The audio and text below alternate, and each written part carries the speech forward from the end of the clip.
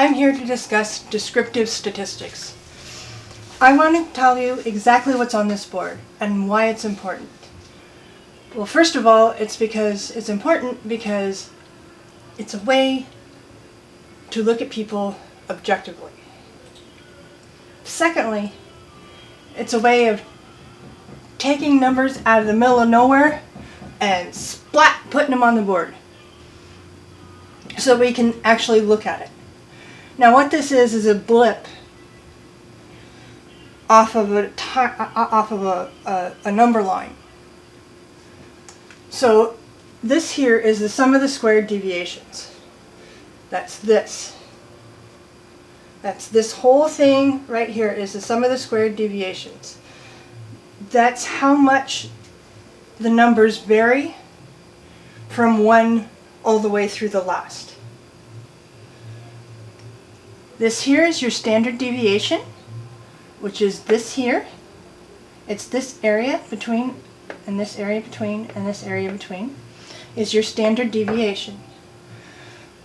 And that's just your SS over n, and your n is just 1, 2, 3, 4, 5 in this case.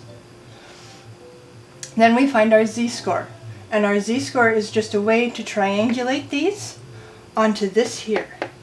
So each one of these is a z-score. Anything beyond 3 on either side is considered super extreme, so it's left alone. 1.96 is what's generally considered extreme when you plot something on this line. So the first thing we have to do is describe our area. So we're going to do the SS first. To do the SS, we just follow this formula. This is the uppercase sigma x squared, so we have to do the x squared and then add them up. The sigma is our summation symbol. It means to add up whatever comes after it. Then it's minus sigma x, which would just be these added up, over n, squared over n. Now, to do this, the first thing we have to do is add up.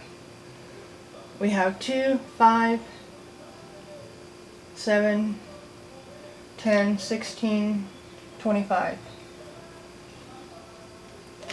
Okay, we have 25. Then you want your mean, which is just sigma x over n, and that equals your mu, which is your mean. So we have 25 over 5 equals 5. So the first thing that we're going to put on, oh, I don't like that one. First thing we're going to put on our little standard distribution. 1, 2, 3.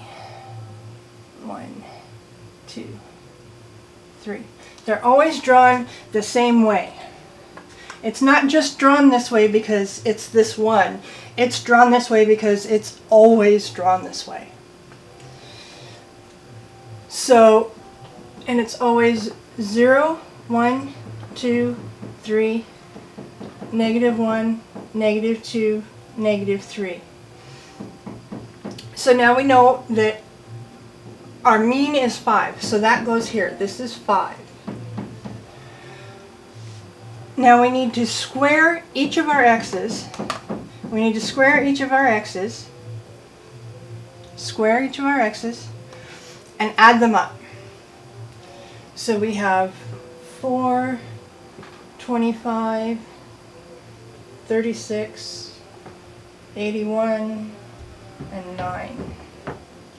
4 plus 25 plus 36 plus 81 plus 9. 155. Okay, so we just plug that in. So we have 155 minus, and you take your sigma x, which is just sigma x, which is 25, 25 squared over 5, which is just your population. 1, 2, 3, 4, 5. Now, I am calculator dependent. So 25 times 25 is 625, so that's 155 minus 625 over 5 divided by 5. So that's 125 minus 155, 30. So our SS is 30. Now the significance of this number is that what we're looking at is 30. We're looking at 30 pens, 30 people, 30 people's scores. So their scores are 30. The distance here to here is 30. So then you have your standard deviation, which is just the square root of your variance becomes your standard deviation, which is what we're going to figure next, which is what's between here and here. So we know this is a 5. We don't know what this is yet. We know that the z-score of 1, but we don't know what it's equivalent to. So what we have to do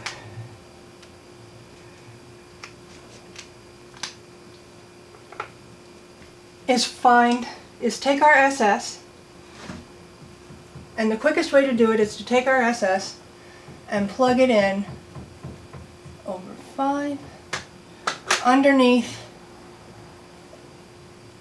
the square root. Makes it nice and easy to plug into a calculator. So you have the square root of 30 divided by 5, which comes out to 1.10. 1.10. Now that's rounded up. So it's 1.10. So it's 5 plus 1.10, and that comes out to 6.10. So 6.10 here, or if you take and 5 minus 1.10 equals 3.9. And you can do that minus 1.10 for each of them is 2.8. You can do that, and then you know where you are. Now, the next thing we do is find our z-score. Our z-score is just triangulating where this lands on here. So where this 2 lands on here is not here, because this is equivalent to something larger than 610. So our 2 is going to fall somewhere between, our 2 is going to fall out over here next to the 3. Let's figure it out. So we take our x-score, which is 2, and you minus your mean. It tells you the difference between, this is how you get your deviations. 2 minus your mean. Then to get your z-score, you put it over your standard deviation, and our standard deviation is 1.10. 1.10. Negative 3 over 1.10. So yeah, it's not quite negative 3. Negative 3 divided by 1.10 equals 2.72, and we're gonna mark that 2.72, which is also a rounded number. 2.72 is going to land right about here, and that tells you whether or not you have a significant number. This here, because it is within the area that is demarcated as extreme, shows that this is an extreme score. Anything closer, like this here, this 5, is going to be an average score. This 6 is going to be about an average score. And that is what we're doing in descriptive statistics. Have fun.